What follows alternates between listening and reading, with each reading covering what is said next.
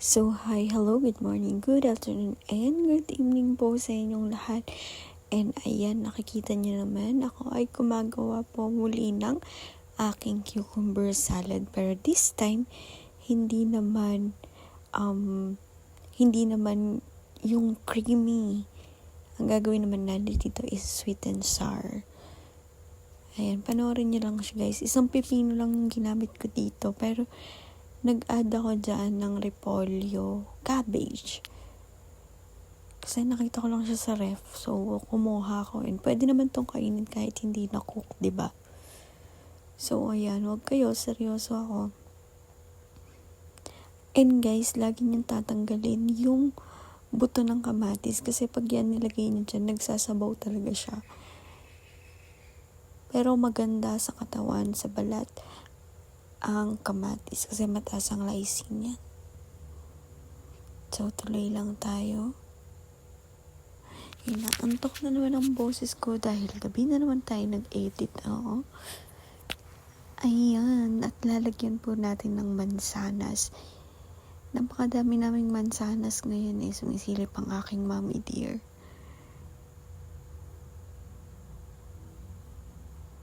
Seryoso tayo.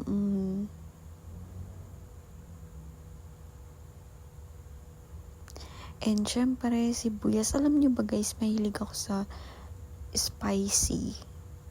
Namahan ako yata yun sa father ko. Kasi mahilig siyang kumain ng mga spicy food. Ayun. Syempre, lalagyan natin ng bawang para may sipa. No, not sponsored. Dato puti, baka naman.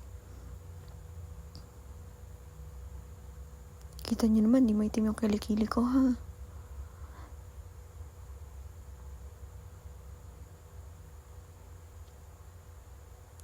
Chili yun, chili powder. Wala kasi pa kaming lalagyan, so nakabalot pa din siya. And then sugar at konting salt.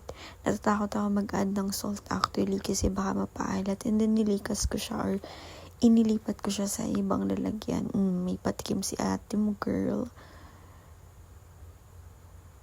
Ayan. Nag-enjoy na ako at nagugutom ako ngayon actually. Inaantok din ako. Pero alam nyo ba, sa bawat paggawa ko ng ganito, nag-enjoy ako at masaya ako. Maliban pa doon, ganun yung tono ng mga vlogger. Pero maliban pa doon, guys, ayun na. Philippines! Oh, diba?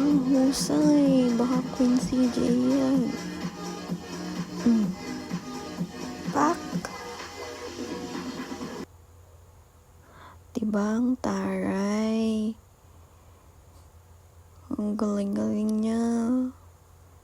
Sinubaybayan ko talaga to guys kasi akala ko magta-title. Parang mala Samantha Bernardo. Pero okay lang. Kasi nag-uwi tayo ng first place.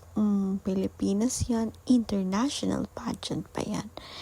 Nakakalungkot nga kasi bias ko si Myanmar. Kaso, ganun yung naging attitude niya. Hindi yung attitude ng real queen. So, that's sexy na si Jay.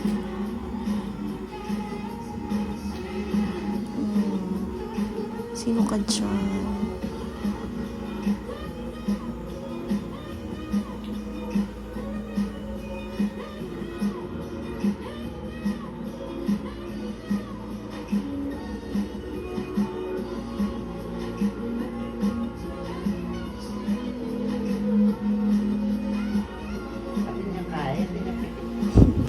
At maingay po ang aking nanay. Pa 32, 24, 37. Eto guys, actually, okay yung gown kasi nawalan ng shape. Feeling ko na pasobra yata yung cut nila. Sana na ano ako, di ako nagandahan sa gown niya. magkapampangan, pero proud ko kang maktumang syempre na yung ginawa king isulod ng imalan CJ para kay Miss Grand, pero Philippines!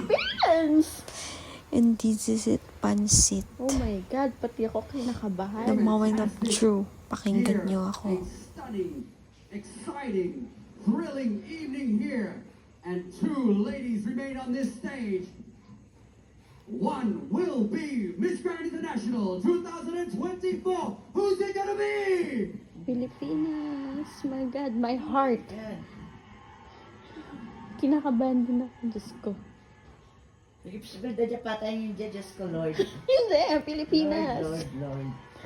Gagaganero mo, One gagagana ako will din. be a queen. One will be the runner-up this year. Philippines! Pagwala rin yan, kaya na ako medyo.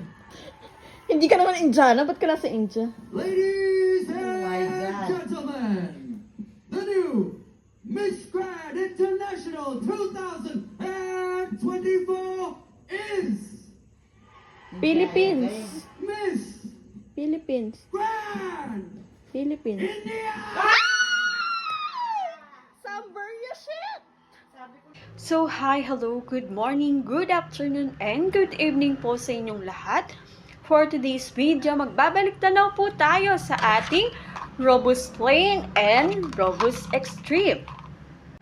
Ang Robust po ay hindi recommended sa 18-year-old pababa. Ang ibig pong sabihin, ang mga 17-year-old pababa ay hindi po pwede o hindi po maaaring mag-take ng Robust. Hindi rin po ito maaari sa mga buntis at lactating women. At sa mga nagme-maintenance, please consult your doctor first po bago po kayo mag-take ng Robust. Bawal at iwasan po ang pag-inom ng kahit anong uri ng alak kung ikaw po ay magte-take ng Robust Extreme or Robust Plain. Paano nga ba ang tamang pag-inom ng Robust Plain at Robust Extreme? Ang tamang pag-inom po ng Robust Plain at Robust Extreme ay 1 o 2 oras bago po ang intimate activity, which is 1 tableta o di kaya 1 kapsula. Ang Robust po ay nagtitake effect ng almost 24 hours, so matagalan ito. Ano nga ba ang mga benefits ng Robust? Number 1, help boost your sexual desire and stamina. Number 2, help to enhance erection and ability to repeat it again.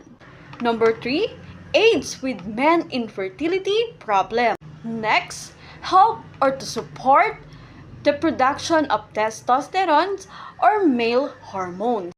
Number 5, help treat erection dysfunction.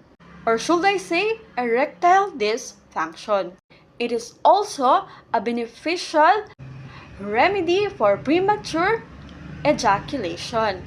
Lastly, it helps you to heighten your sexual libido. So, para hindi na po kayo mahirapan, ilalagay ko na po yan sa aming yellow basket. Ang tanging gagawin nyo na lang po is i-check out. Yun lamang po, and see you again to the next video. So, dito naman, madami ng mga expired medicine. So, hindi ko sila pwedeng i-dispose lang basta-basta sa basurahan, no? Kasi baka pulutin ng mga bata, inumin ng mga bata, or akalain din ng iba is pwede pang inumin. Baka gupitan nila ng expiry, tapos ipainom nila, which is, yun ang bali, parang itong ginagawa ko ito is prevention. And sometimes, yung mga pharmacy student din naghihingi ng mga expired medicine for their laboratory subject. Minsan kasi ginagamit nila yon para at least may mga naka-ready tayo. Diyos ko, yung double chin mo, Abi, kitang-kita. So, ayan yung ginagawa ko. Inaalis ko na lahat sa balot nila kasi nga pag tinapon ko negats. And ito naman, yun. Kinabukasan din to, guys. It's October 27.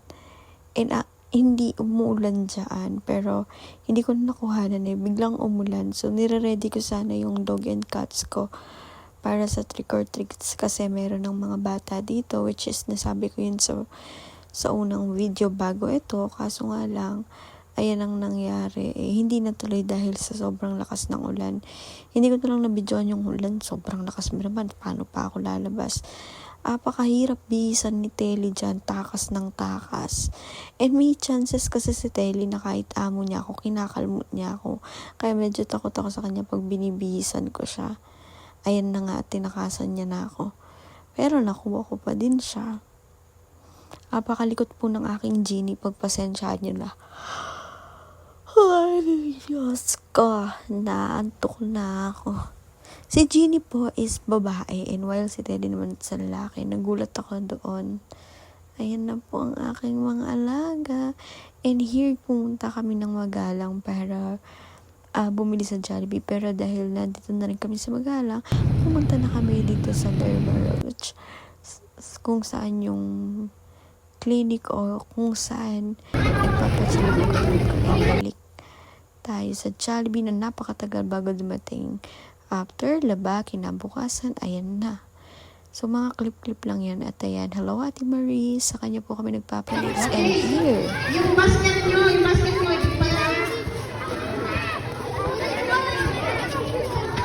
Imbis na ipamigay ko sa mga street children, tinawagan ako ng tita ko. And nangangailangan ng mga sponsor dito sa lugar na to. So, ayun lang yun, no? Share your blessing na sa akin. Ito na ginagawa ko na. Sharing the blessing. Habol na po ako ng mayroong stage. Alam niyo ba guys, ano na yun, nakagawin na yun sa bandang love na yun. Nakaklase ko siya ng high school. Pero yun, nakapunta sa pinsan pa lang ngayon. Pinsan pa lang ngayon.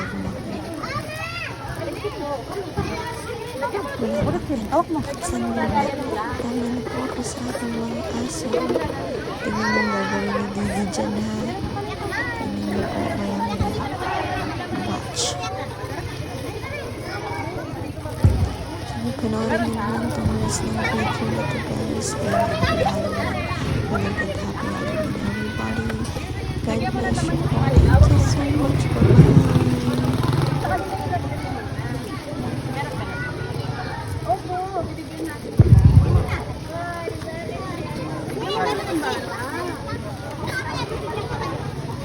Hindi pa yan.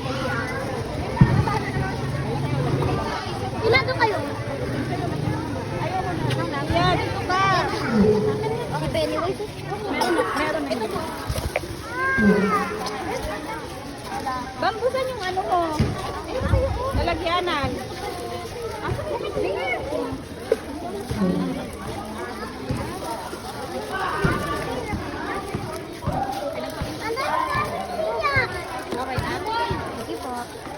Wala na.